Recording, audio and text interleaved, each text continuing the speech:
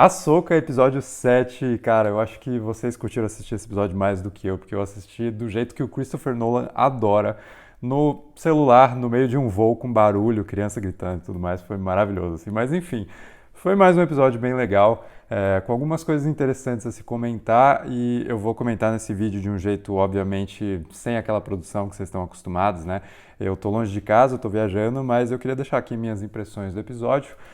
Então não se espantem se eu demorar um pouquinho para chegar no ponto, porque não tem edição mesmo. Vamos aqui ao vivo. Vamos lá. Começando o episódio, eu gostei da presença do C3PO, né, de novo interpretado aí pelo Anthony Daniels, que sempre fez o C3PO. Eu gosto quando eles trazem esses atores veteranos, e nesse caso aqui o Anthony Daniels está meio que fazendo o papel que era da Carrie Fisher, né? Ele está preenchendo a falta que a gente sente da Carrie Fisher como Princesa Leia. Infelizmente não está mais com a gente, mas ele entra e traz essa presença calorosa. E eu gosto principalmente quando o senador Ziono, que é o vilãozinho dessa cena, o antagonista dessa cena, manda algum comentário preconceituoso contra droids, e aí não só o C3PO não responde, mas quem responde é o Chopper, o droid de Rebels, né, que tem um temperamento, obviamente, mais, sei lá, raivosinho, assim, e aí ele manda um comentário, ei, não pode falar isso de droid, sabe? Achei bem divertido. Cara, mas assim, esse contexto todo da Nova República, eu continuo achando que está sendo representado ainda de um jeito um pouco simplista, sabe? Eu acho que você construir uma nova república inteligente que mesmo assim falha, sabe? Se eles fossem competentes e mesmo assim eles caíssem nas artimanhas do império que está ressurgindo, eu ainda acho que seria mais interessante do que simplesmente eles serem assumidamente estúpidos e burros e ignorantes. Tudo bem que tem o caso assim, você vê políticos negacionistas em Star Wars assim, e dizer que isso não corresponde à realidade não é algo mais que a gente possa dizer, infelizmente. Mas ainda assim, eu acho que se, por exemplo, esse senador Ziono, que é o grande antagonista da cena, né, um chato pra caramba, se é para ele fazer isso de propósito, se ele está ocultando essa ideia de que ele é um remanescente imperial, e meio que fazendo o jogo duplo, né, e desmerecendo essas atitudes e as coisas que a Hera está investigando para poder acobertar pro lado dele, ainda assim eu acho que é na cara demais, sabe? Eu acho que se ele quisesse esconder melhor, ele tinha que fingir que ele está interessado em resolver a situação, porque a gente já teve várias provas aí de, sei lá, de forças imperiais ressurgindo, né? Eles até colocam isso num diálogo da cena. Ah, mas é aquilo que aconteceu em Mandalorian. Tipo, foi um caso isolado, sabe? Eu acho que eles apontarem aquilo que aconteceu em Mandalorian acaba deixando ainda pior o quanto não é convincente, sabe? Todo esse teatro que o cara tá fazendo para desmerecer algo que, obviamente, merece mais atenção e por isso que a Hera tá investigando, né? Mas, enfim, depois dessa introdução... a gente tem a Ahsoka treinando e eu gosto do Anakin aparecer de novo. Eu tô aqui com a minha listinha de tópicos porque eu não consigo não ter isso aqui, mas enfim. A gente vê o Anakin aparecendo de novo e uma coisa que eu gosto do Anakin aparecer de novo é que quanto mais você coloca ele na série, eu acho que isso vai diluindo um pouco aquela coisa de é fanservice gratuito, sabe? O Hayden tá lá só pra fazer a gente feliz, né? Eu acho que já não tinha sido gratuito no episódio que é dedicado a ele, mas quando você traz ele de volta aqui é meio que um sinal de que, cara, a Ahsoka não estava acessando essa parte da vida dela por conta dos traumas, né? E agora que ela resolveu esses traumas, ela pode voltar a ter contato com o Anakin. Então faz total sentido que ela tenha essas aulinhas EAD Jedi holográficas com ele, assim. É um jeito de trazer ele de volta, mas é um jeito super orgânico, super natural. E o Hayden tá mandando bem demais, cara, nessa retomada do personagem aí. Gosto demais. Vamos lá. Fora isso, eu achei que foi um episódio super satisfatório em termos de ação. Ela tem uma ação muito bem distribuída ao longo do episódio, né? E de novo aquela coisa Star Wars de prestar homenagens a gêneros específicos do cinema. Nesse caso, os bandidos atacando o comboio do Ezra. Cena clássica de faroeste, com os pistoleiros atacando aquelas caravanas assim de senhorinhas e crianças que andam lentamente pelo deserto, né? Já viu isso em incontáveis filmes assim. Então é sempre muito legal.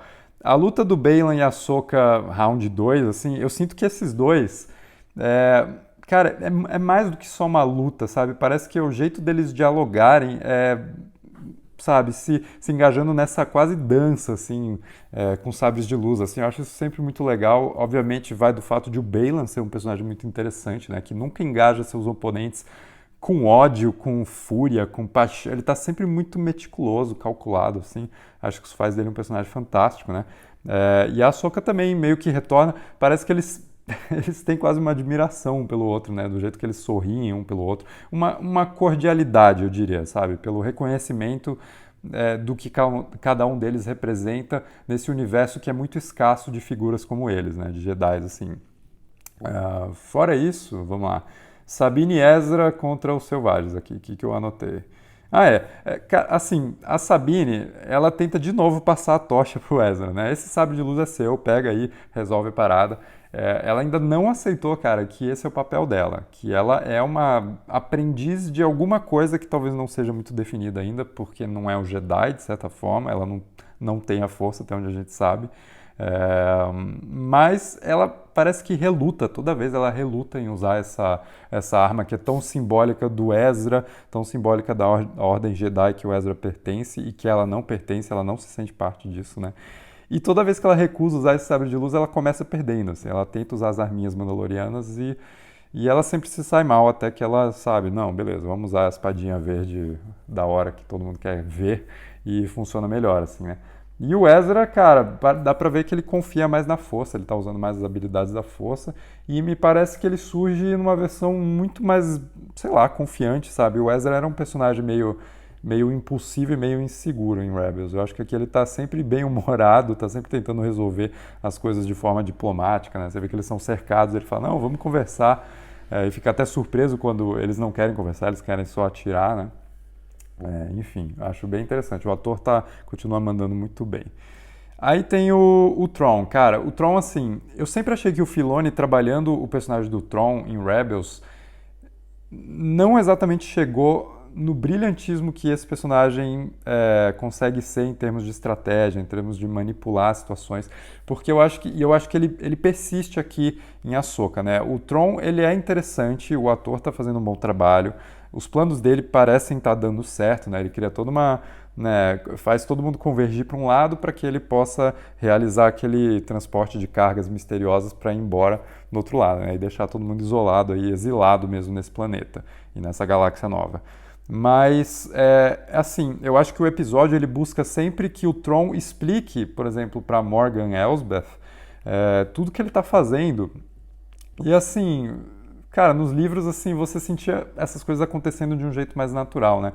E o exemplo que eu consigo pensar aqui, a gente acha o Coringa do Heath Ledger no Cavaleiro das Trevas brilhante, porque os planos dele vão acontecendo em tempo real. E você se toca da sacada que ele teve ali, que o vilão teve, da subversão que ele criou, sem que o filme precise te explicar isso verbalmente, sabe? É só pensar naquela coisa de mandar o Batman para um lado, atrás do Harvey Dent, e o Gordon atrás da Rachel, ou o contrário, sabe? E aí você vira isso de ponta cabeça e o público tem uma grande surpresa, ao mesmo tempo em que o personagem também tem. E aqui eu acho que o Thrawn ainda está muito nessa coisa didática de explicar com aquela pose assim dele.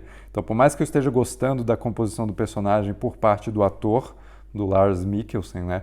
Eu ainda acho que o Filoni ele não exatamente entrega a realização do Thrawn enquanto, sei lá, na execução, sabe? Do quanto esse cara é inteligente. Assim. O que não quer dizer que ele não possa fazer isso no último episódio, ou mesmo daqui pra frente. Mas eu acho que ainda mantém o que ele fez em Rebels, que pra mim ainda tá um pouco abaixo do que a gente leu na trilogia Herdeiro do Império ali, do Timothy Zahn, que é maravilhosa. Pra quem não leu, eu recomendo demais. Vamos lá. O que mais aqui? Eu acho que o maior problema que eu senti nesse episódio, assim, é que assim, o final do episódio é super feliz, é esperançoso, assim, né? Tipo, a música tá lá empolgante, os personagens se reuniram, tá todo mundo feliz, e eu acho que faltou um gancho maior, mais dramático, mais difícil no final, para que a gente ficasse com a pulga atrás da orelha, para que a gente temesse o que vai acontecer no próximo episódio, né? Por mais que o Thrawn explique, essa carga aqui que eu quero mover, mas me mostra o que ele está movendo, sabe? Me dá um vislumbre do que tem dentro dessas caixas, ou talvez caixões, né? Sei lá, se tem uns mortos-vivos muito loucos ali dentro.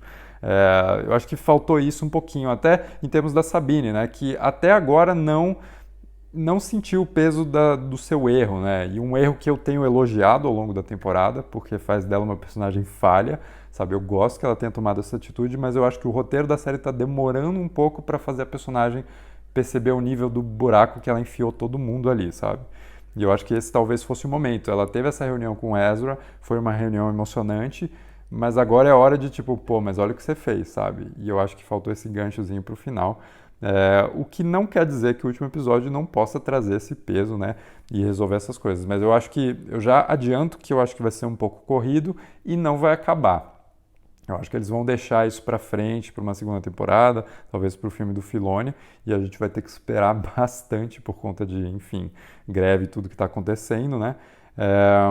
Mas é isso, cara. Mas acho que foi um episódio, cara, maravilhoso de assistir. De novo, um episódio mais longuinho, assim, sabe? Eles estão numa média aí de 40 minutos que eu acho que entrega o que a gente precisa, sabe? Não precisa ser muito mais do que isso, mas é bom que não seja menos, sabe? Então, acho que tá num ritmo legal, a ação tá bacana, sabe? Mesmo dentro das limitações do volume, continua interessante de assistir e rever esses personagens que são maravilhosos, né? Então, assim, são esses meus comentários sobre o episódio 7 de Ahsoka, daqui longe de casa, né? Semana que vem eu ainda estarei viajando, mas eu volto 1 ou 2 dias depois do final para fazer o vídeo no formato padrão que vocês estão acostumados aí, pra gente continuar curtindo essa série que eu acho que tá muito legal, cara. Star Wars consegue ser bom de várias formas e uma delas é o que a Ahsoka tá entregado. Então, estou muito feliz, espero que vocês estejam também. E se gostou do vídeo, cara, não esquece de deixar um like, se inscrever no canal, comenta embaixo o que você achou e a gente se vê no próximo vídeo.